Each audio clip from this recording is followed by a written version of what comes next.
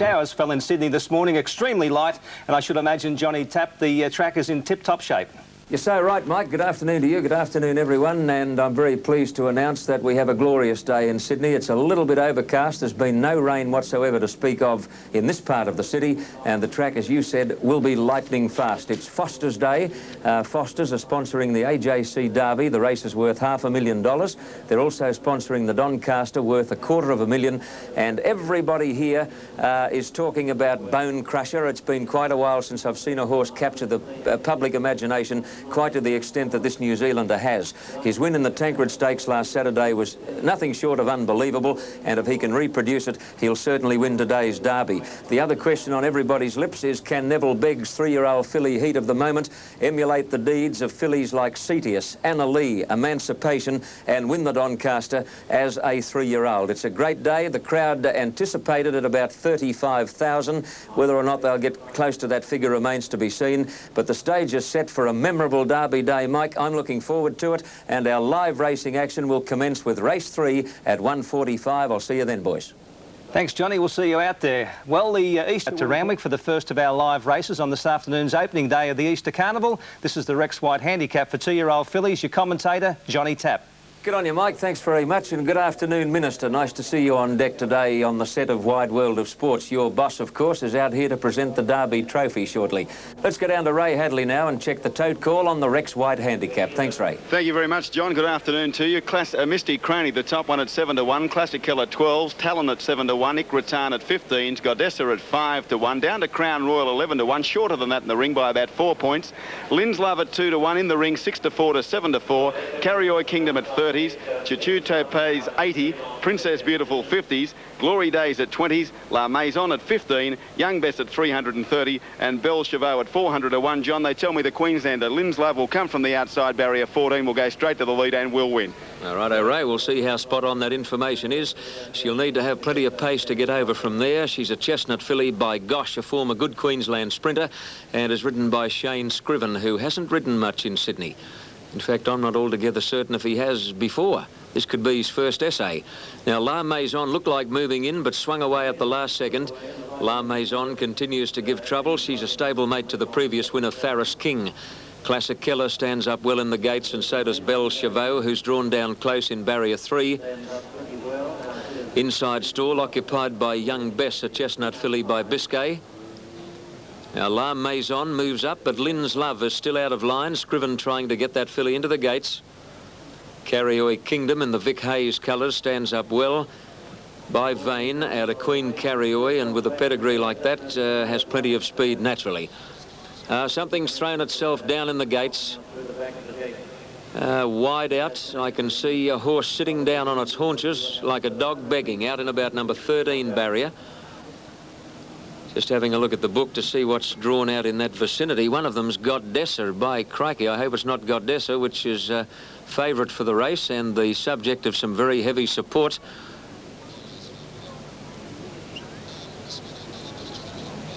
Johnny Miller's riding Godessa in the race, and whilst we untangle these youngsters in the starting gates, why don't we listen to John Miller talking to Ray Hadley earlier about the prospects of Godessa?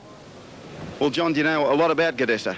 Well, I've only seen her for a couple of days, but she's a nice filly, well-bred and well-trained, and she won at Caulfield, and she won a nice race in the Black Opal. You're drawn off the track. Will you be going forward from the 1,000 metres? Oh, well, if you can. You don't get much chance to change your mind in 1,000 metres. No, that's for sure. You get to the 600, you're either there or you're not. That's right. The stallion Gadswalk, the sire of Godswalk, the sire of Godessa, it's a new season sire, but apparently big things expected of it. Well, he's for the few runners he's had, he's done very well, and you know, she's on breeding. You know, she's very excellently bred. Just briefly, your mount in the Doncaster. Yeah. Godessa wasn't the filly to get down in the gates, fortunately. Johnny Miller simply eased his weight out of the saddle. He was drawn alongside La Maison, and La Maison was the one to go down in the gates. Now, they've taken La Maison out behind the line. They're trotting that filly around, and the veterinary surgeon stationed at the starting point will make a last-minute check of her, which he does now. Jim Cassidy has been legged back on board, so I take it La Maison will be a runner. So it's La Maison and Lynn's Love to move in. Goddessa unperturbed by the antics of La Maison, and that filly very relaxed, very settled, is standing up squarely in the gates. Misty Crony has been travelling of late. She went way out west to win the Wellington Boot last Monday week. In good style, she has an excellent record of only 6 starts for 4 wins, Misty Crony, and has put together about $38,000, coming up to $39,000. She's been a very handy filly, a daughter of old Crony. Now, Lynn's Love and La Maison are 2 very flighty fillies, and they continue to hold up the start. Again, Cassidy has dismounted from La Maison. La Maison is by a Dyronac Home, an imported sire whose first crop raced earlier this season. In fact, this is his first crop on the track, and quite a number of them have shown speed and ability. Now, what are they doing with this? Is it going in or not, La Maison? That's a pity. They just can't afford delays on these big days, because in between races they're jam-packed with all sorts of official ceremonies and presentations and entertainment for the on-course crowd, including a whopping big fashion parade, which will get underway immediately after the running of this event. But all those things take time, and they certainly need the races to run to schedule. And at the moment, we're about 3 minutes late for this third event. Rex Whites, or the late Rex Whites, was a long-serving AJC committeeman. In fact, he spent some 12 years on the committee, and he's a man who did a lot for country racing during his time with the AJC. Now, La Maison is back in. Jim Cassidy gingerly back into the saddle. Goddessa, in the meantime, stands up nicely for John Miller. Misty Crony is well behaved, so is Belle Chavot and Young Bess and Glory Days, and the line looks set. Lynn's Love on the extreme outside. Let's see how she goes. They're off. By gee, she did jump well. Lynn's Love on the extreme outside began brilliantly, and Scriven is going straight across the face of the field with a wing on every foot. Boy, can she go. And Lynn's Love found the rail, as they said she would, and led by more than a length over Carrioy Kingdom. La Maison followed by Ikratan, and pushing between horses Tallinn on the fence behind the leader Princess Beautiful. Glory Days further back. Goddessa midfield and caught off the track as they near the turn, followed by Crown Royal. A gap to Classic Killer. Misty Crony can't stay in touch, followed by Tattoo Topaz. Around the corner, Lynn's Love straightened up in front, led by more than a length to Carrioy Kingdom on the outside. In the centre, Tallinn, and over on the rail, Princess Beautiful, followed by Ikratan, La Maison, and then Goddessa and Misty Crony. But Lynn's Love, the one to beat at the 200 mark. She's well clear, about 2 lengths on Princess Beautiful, running on strongly. Glory Days out of the ruck, coming home well, but Lynn's Love in front, close to home, holding them safely at bay. Glory Days running home well, but no match for the winner, and Lynn's Love beat Glory Days. Third, Princess Beautiful. Fourth, Tattoo Topaz, which came from third last on the corner. Then Misty Crony, Goddessa, an ordinary run from Crown Royal, Classic Keller, and then Young Bess and Tallinn, Carrioy Kingdom, Ikratan, La Maison, and Belle Chavot pulled up at the tail of the field. An easy one to the Queensland filly Lynn's Love, who showed unbelievable pace from the extreme outside barrier to be across the field and on the rails in front by the time they'd gone 80 metres. Sensational. Number 8, Lynn's Love, Shane Scriven, $1.35 and 75 on the New South Wales TAB. Now, Glory Days, number 13, ridden by John Marshall, has come from midfield to run second. She got clear of the ruck about 100 out. Looking at the replay, she's now moving to third, Glory Days, under extreme pressure, and I like the way she went to the line in the last bit. Mind you, she was never a match for the winner, Lynn's Love, who was going just as strongly on the line as she was in the middle stages of the race, and ran out an easy winner. And Princess Beautiful from the Billy Evans stable at Rose Hill, with Bruce Compton on board, hung on gamely into third place. She's a speedy filly and was suited by the short course of 1,000 metres. Lynn's Love is by Gosh, who was a top sprinter in Queensland. He came to Sydney a few times and generally won a race when he came down too. Now he's making a name for himself as a sire. Well, our good mate Ken Callender has been off the scene. That is up until last Saturday, Golden Slipper Day, as far as Wide World of Sports is concerned. But we've enlisted his aid and his wisdom for some of the big races over this carnival. Let's see what Ken Callender has to say about the Foster's AJC Derby. Well, you heard what I said last Saturday about Bone Crusher, and I'm still having nightmares about him winning. I was left with hardly a feather to fly with after Bone Crusher won, and I just keep thinking of that rotten big queue that formed in front of my stand, all waiting to get money. Now, I don't know if it was pig-headedness or not, but I'm going to take Bone Crusher on again today. I know he's a top-class horse, but he's going to be odds-on, and the only people that get money with odds-on favourites are bookies, and you want to remember that if you think of backing him. I think his win last week was exaggerated. He followed Rant and Rave straight across the heels of the field, and after all, he only beat that horse 3/4 of a length. Would you be backing Rant and Rave this afternoon? I certainly wouldn't. The horses I think can win the AJC Derby are Handy Proverb. Now, last week in the Tancred Stakes, Handy Proverb was ridden up near the lead. Remember they did that in the Caulfield Cup? Crash, he finished back in the field. Next start in the Victoria Derby, they rode him back in the field and he got the cash. That's the way Jimmy Cassidy will ride Handy Proverb today, and you just watch out for him. And girls, if you like a little bit of value, try a horse called Bill Bengara from the Tommy Smith stable. I'm told he's worked super this week, and he just might be the upset horse at about 25 to 1. Ken Callender with his thoughts on the Foster's AJC Derby, which is race 4 at Randwick today. It's due at 2:30, and we'll be bringing you all the action of the Blue Riband live from Randwick. We'll see you then. Miss AJC Derby. At this stage, a cheerio too to that well-known horse fan Mike Willisey, who's probably watching and's been feeling a bit crook. Johnny Tapp, can you possibly see any of these beating that New Zealand wonder horse Bone Crusher? Mike, I can't. I'm a little biased. I'm carried away with him. There he is going onto the track a short time ago, and boy, did he look an absolute treat. The trainer was worried about him before the Tancred Stakes, when apparently he was off his feed for 2 or 3 days. He was still able to win the Tancred with a paralysing finishing burst. I know for a fact this week he's right back on his tucker. In fact, he's been eating his head off for the last 48 hours or so, and he's lost that drawn, tucked-up look that he had when he went onto the track last Saturday at Rose Hill. He's only got to repeat what he did at Rose Hill last Saturday, and he's an absolute certainty in this year's Derby. Kenny Callender, Roger Manning and 1 or 2 other bookmakers put him up at 5 to 4 on, and were almost killed in the rush, I'm told. Ray Hadley, you better keep that Wide World of Sports blazer nice and clean, keep it dry cleaned. If this wins, Callender might want it back. Well, that's exactly what he said to me, JT. He said, Hadley, don't get too fond of that blue jacket, because if this gets up, I'll be wanting it back. He'll be back to see the boss for his job back, because he certainly laid Bone Crusher. As you said, he put up 5 to 4 on, was knocked over in the rush, as was Roger Manning. It's into 6 to 4 on in the ring, 11 to 8 on the tape, and getting shorter as we speak now into 6 to 4 on. Now, Rant and Rave, the scratching, of course. Handy Proverb at 7 to 1. Drawns at 10s. Easter's out to 20s, but unfortunately our knob's fallen off. Bill Bengara at 20 to 1. Indian Raj at 40s. Karma Cruise at 6 to 1, Dream Lodge at 40s, Tierra Wrist at 100 to 1, Panama Jack at 60 to 1, Burglar of Banff at 50s, Agent Provocative at 80 to 1, Saxon White 100, The Brotherhood 66, Wilhelm, part owned by Johnny Jeffs, the course manager from the Sydney Turf Club, at 80 to 1, Count Rossi at 400 to 1, and Dolchez the filly at 16 to 1. Well, Tappy, they put a poultice on Bone Crusher. I think it'll get the money, and I know you do too. OK, Ray, we'll soon know. They've locked the barrier stalls in front, and these runners are about to be called forward. Little Dolchez must be feeling pretty lonely. She's the only female in the field. She has a weight allowance of 1 kilo off the colt. She won the Canterbury Guineas 3 starts back, then ran 4th in the Rose Hill Guineas to Drawn, wasn't disgraced, and last Saturday ran a super 4th behind Bone Crusher in the Tancred Stakes. She's a plain-looking little thing, but she's got plenty of heart and plenty of class, Dolchez, and she'll fly the female banner very proudly.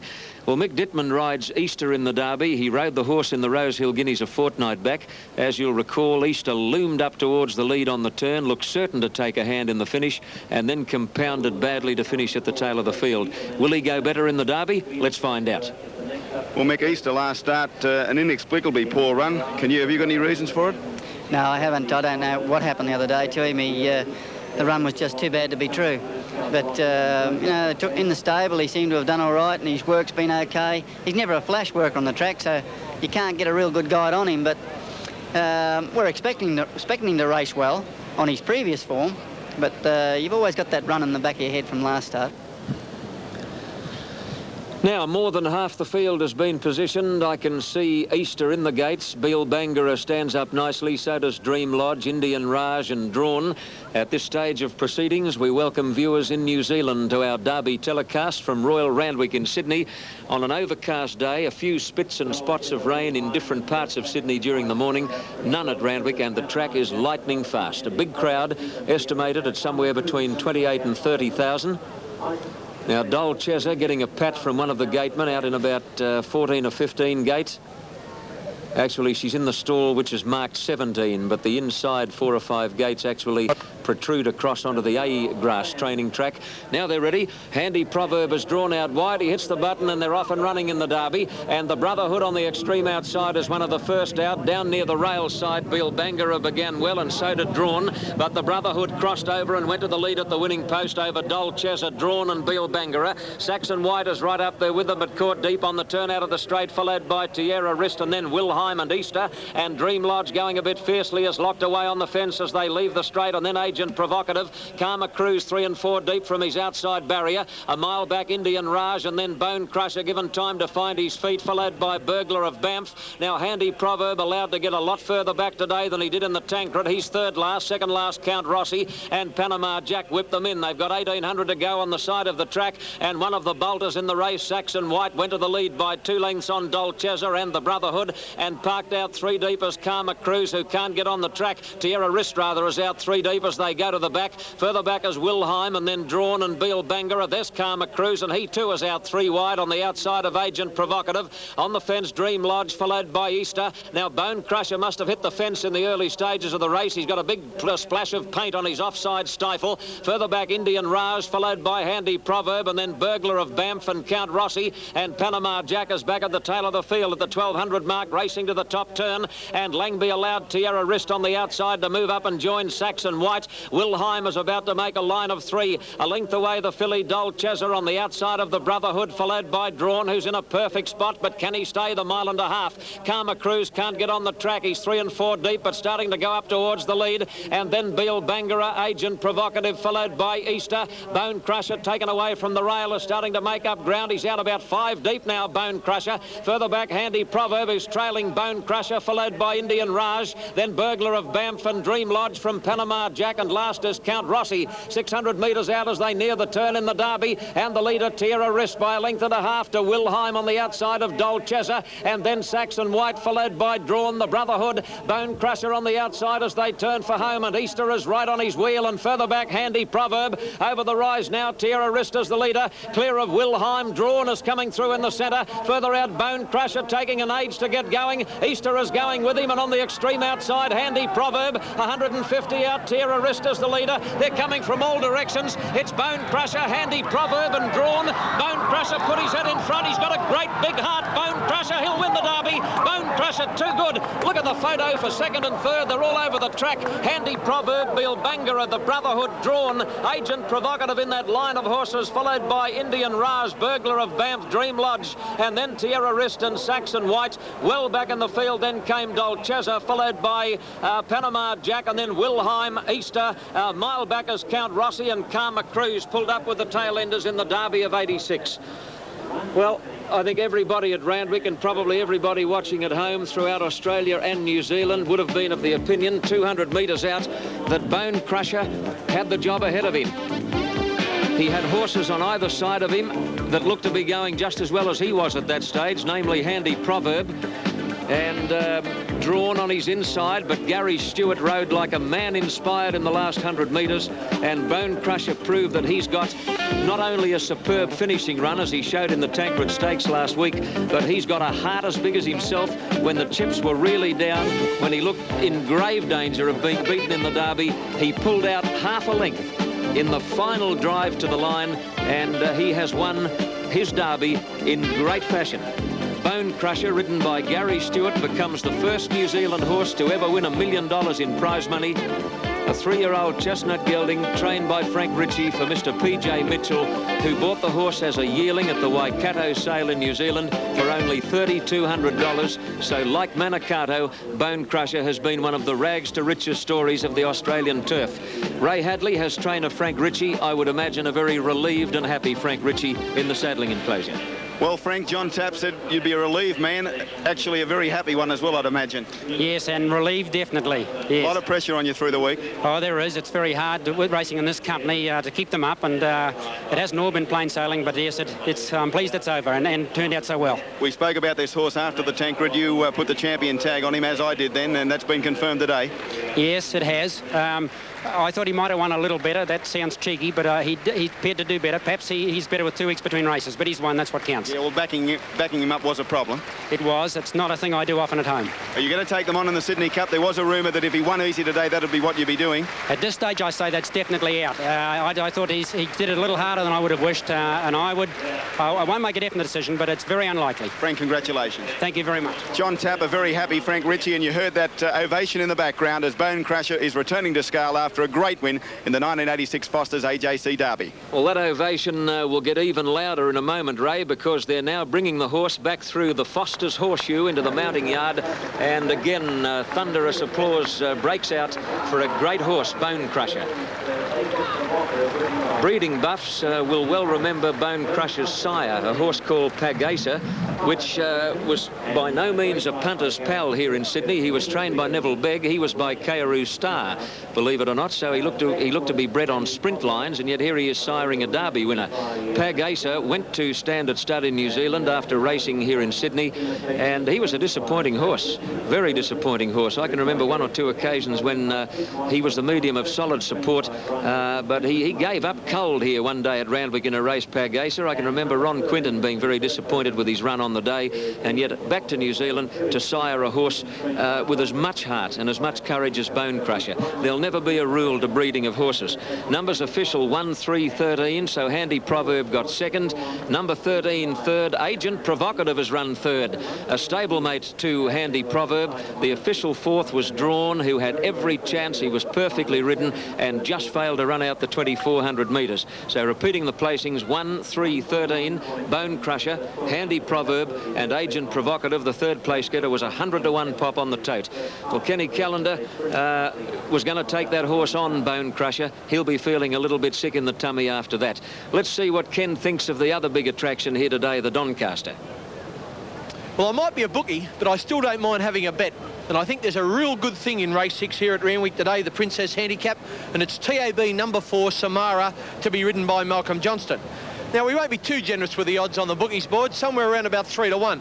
But I think Samara should have won easily last week when 4th to English Mint in the Storm Queen Stakes. Today's field's not as strong. Samara's very well weighted. It's a Malcolm Johnston mount. And if I had to tip you 1 horse all day, you have a little bit on Samara, TAB number 4. Righto, Ken, thanks for that. They were Ken's thoughts on the Princess Handicap. We'll get his Doncaster thoughts a little later. Mike, back to you.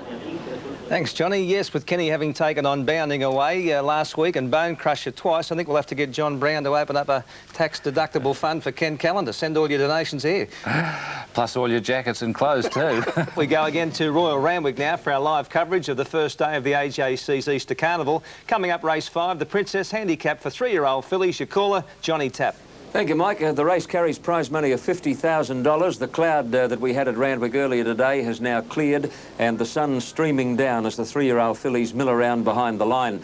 A good race. There's been very heavy support for Samara from the Kerry Walker stable, and mighty Mal Johnston has the mount on Samara, and there's no doubt she'll be very hard to beat.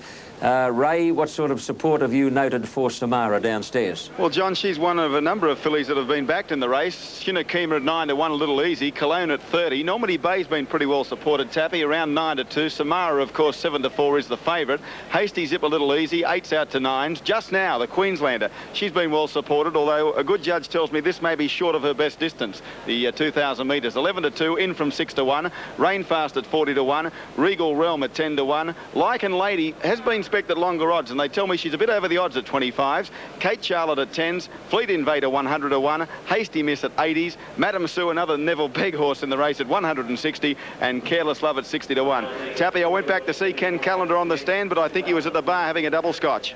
I'm sure he would be after Bone Crusher's gutsy win in the AJC Derby. The gallant New Zealander looked beaten in the straight, but he showed great fighting qualities to stave off Handy Proverb and Agent Provocative and score a good win to become the first ever Kiwi equine millionaire. Now, Malcolm Johnston, as I mentioned, rides Samara in the race coming up, and I think it's high time we found out how he assesses the fillies' prospects. Well, Malcolm, Samara motored to the line last start at Rose Hill. Yeah, it was a good performance, Ray. The other day she got shuffled back in the early stages out of the chute, and I ended up getting behind Cena and tracking her up. But she really got to the line good. I was very happy with her. I saw her win a race one day here at Randwick, and she just ran off the pace over the 2,000 metres from memory. Yeah, well, today hopefully I can be a little bit closer. We think the mare could have a chance in the Oaks, and if our judgment's right, well, she's got to run well in this race today. You're so right, Mel, and I think she'll be very hard to beat. Now, Shinakima coming up into the #1 barrier. We've got two in the race with very similar names. Hasty Zip from the Neville Begg stable, ridden by Jim Cassidy, and Hasty Miss from the Bobby Thompson stable, ridden by Keith Banks. Hasty Zip and Hasty Miss. Now, Regal Realm and Cologne are facing up squarely. So is Madame Sue, Rain Fast, who was a little disappointing at Rose Hill in the Storm Queen Stakes. She finished well back behind English Mint. Her form before that had been excellent, including a win at Randwick, and I wouldn't be surprised if she shows some improvement here today, Rain Fast, although it's noticeable that Dittman preferred the mount on stablemate Kate Charlotte. Now, Fleet Invader's the last one into the gates, and now they're set and ready. $50,000 ahead of them in the Princess Handicap, 2,000 metres, and the starter about to release the field. Billy Cooper doing the honours, mounts his rostrum. He's about to pick up the button, and they'll jump at any second. Line's good, they're off. And Shinakima from the inside in company with Lycan Lady are the first out. Hasty Miss is cruising towards the lead, followed by Madame Sue, Normandy Bay. And then Cologne and Regal Realm and Rain Fast and Dittman rushing around the outside on Kate Charlotte up towards the lead. Careless Lover's next, and Samara's trapped a bit deep midfield in the early stages. After a gap came Hasty Zip, followed by Regal Realm and Fleet Invader, and just now dropped out to be last of all.